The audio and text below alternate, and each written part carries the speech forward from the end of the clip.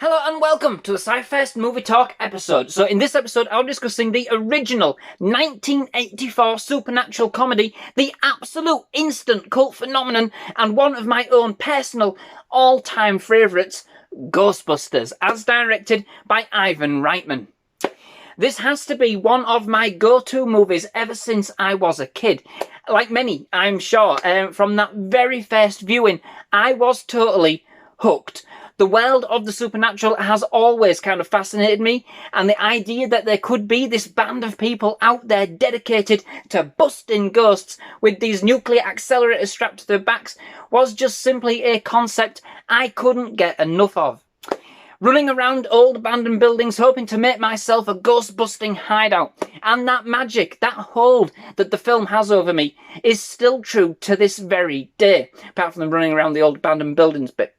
I mean, there have been very few other films that I've ever seen that have managed to capture my imagination in quite the same way. And I do love a lot of films.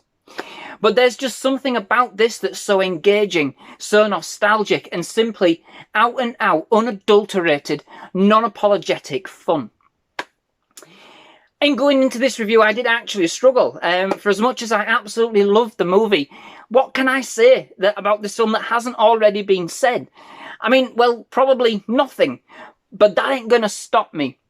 The movie sees a group of parapsychology professors at Columbia University investigating the paranormal and the occult, with a focus on proving and witnessing the existence of paranormal activity. No sooner do they then have a real physical encounter with a spook in the New York Public Library, they are given their cards by the university, which wishes to rid itself of being linked with such hokey research. The three friends, Peter Venkman, Ray Stantz and Egan Spengler, as played by Bill Murray, Dan Aykroyd and Harold Ramis respectively, see a business opportunity like no other and soon form the Ghostbusters, exterminators of the ghoulish, paranormal, ghosts, spooks and spectres, for a fee. As their popularity with the New York public rises, so too does the level of spectral activity, in proportions never before seen, leading to a colossal showdown with one gluttonous sweet treat, the Stay Puft Marshmallow Man, in a bid to save the city from an ancient demonic force looking to rise up once again and rain destruction down upon the unsuspecting city below. So indeed, just what can I say? The infusion of comedy and mild horror, along with some amazing special effects for its time, cool gadgets, and one awesome story is beyond reproach. And even with, dare I say, a pretty decent spectacle of a sequel in my opinion, it still hasn't been topped. I mean, from the get-go, the opener itself is amazing and completely sets the tone. And if that wasn't enough, we jump straight into Ray Parker Jr.'s absolutely epic Ghostbusters theme, which simply sets the experience onto another level. I love the idea, the concepts, the equipment. I have spent many wonderful hours lost in this movie. Okay, so perhaps today it does seem a little dated. I mean, I can't argue that. It is very 80s, and that is certainly felt as I have watched it now I am older. It perhaps doesn't kind of carry that same boyhood charm in that respect, and the special effects, amazing as they are, do feel a little frayed in places, which for me now adds to its charm. But I can see how perhaps such effects do look kind of against more modern equivalents, especially given the hype around this movie. You know, if you haven't already seen it, I suppose you might be expecting something that you're not going to get. The dialogue is often stunted too, like they're kind of waiting for the next line.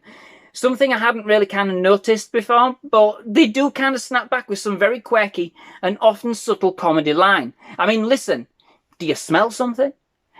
At first, everything sounds like a bunch of nonsense, but it's surprising just how quickly some of the quotes, the language, and the terms used in this movie become synonymous with it as you're actually watching it, you know, let alone the franchise.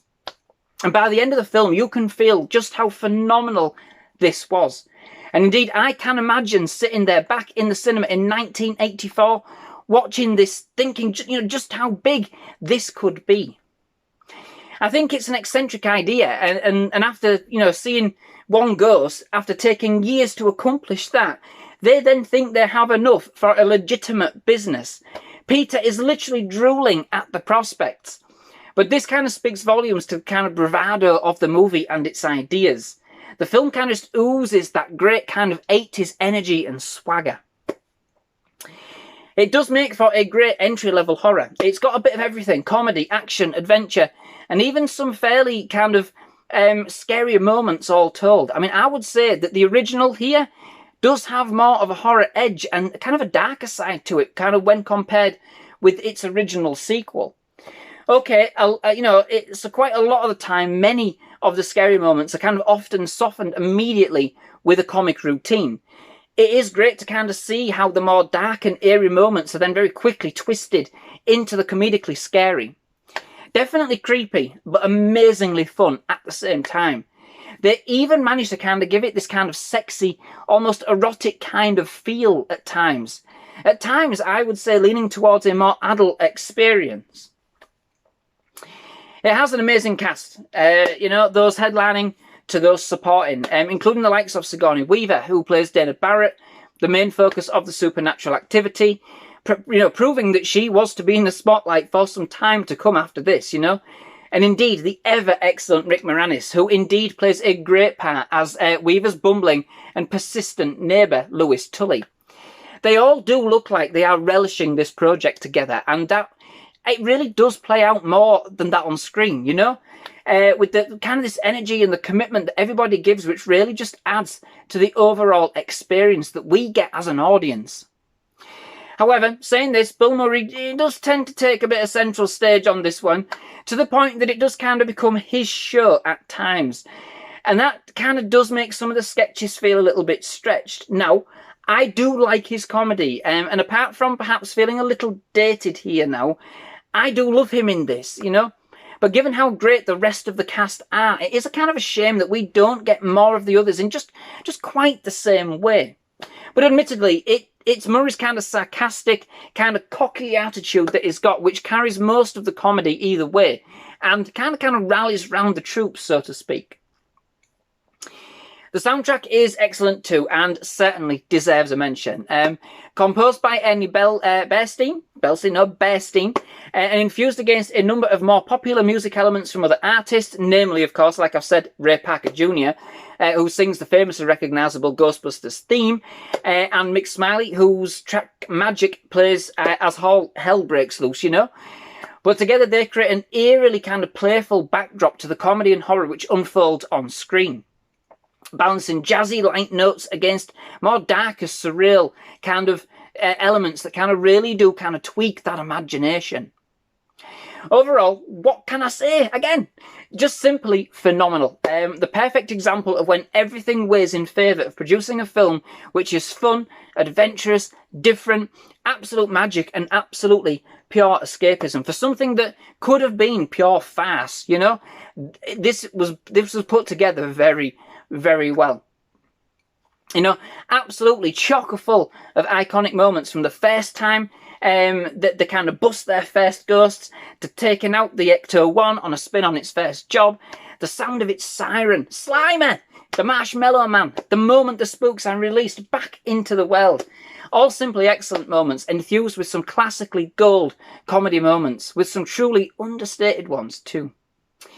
In fact, the whole idea of Ghostbusters, as demonstrated by its immense popularity and almost dedicated subculture, is that there was far too much of an idea to be contained within just one film, or indeed within film itself. This is just literally busting at the seams. So, that brings me to the end of this episode. Many thanks for watching. I do hope you've enjoyed it. If you have, please leave a like. Please do hit that subscribe button for more movie reviews, trailer reactions, and other movie-related content. Absolutely loved having you here at SciFirst MovieTalk, and definitely love to have you back. Most of all, just thank you very much for watching. Goodbye.